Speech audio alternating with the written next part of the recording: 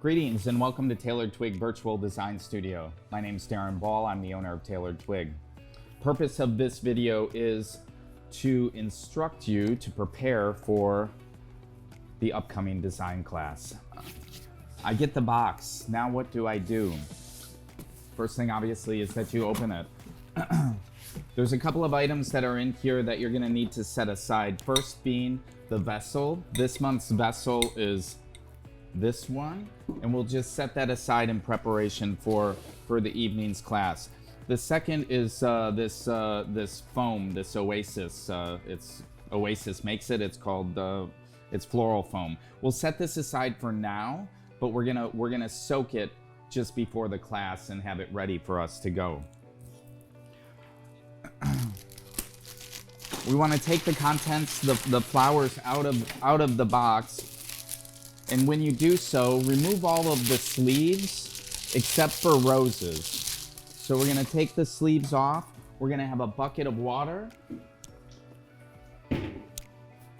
I have these buckets, a Home Depot bucket. If you have a couple of vases, you can put them in vases. Just make sure they're airy enough.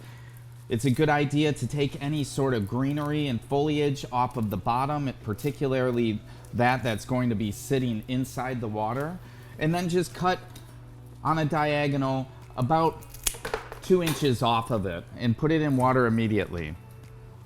The flowers that come to you are going to look a little bit wilted because they just come from the farm and they've never had any water since they've been cut. It's expected that they look like that. So don't think that the flowers are poor quality. They just take time to hydrate. Generally, you're not accustomed to seeing them like that.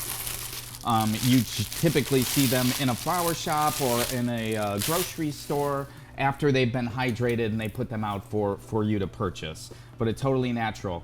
When you come to roses, they come with a separate pack on top of it. What I want you to do is I want you to take away all of the foliage up to this cardboard top.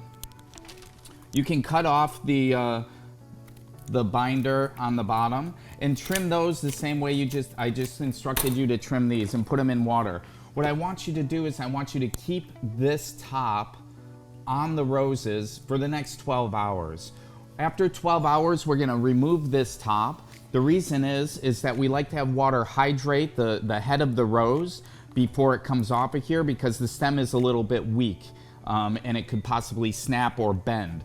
So we want to hydrate the top of the rose. That's why we take off the foliage also, because the water goes up and it hydrates the first thing up the stem. And if there's greenery on the stem, it's going to hydrate the greenery first, not the head of the rose. And we want to hydrate the head of the rose and make it big and beautiful. After it's hydrated for 10-12 hours, pull the top off and let it sit, let all of these flowers set aside until we have design class.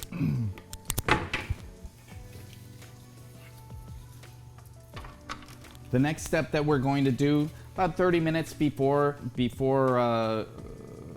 workshop, before you go onto the link, is you're going to fill up I would assume your kitchen sink to more than the depth of this, and then just drop it in and let it sit.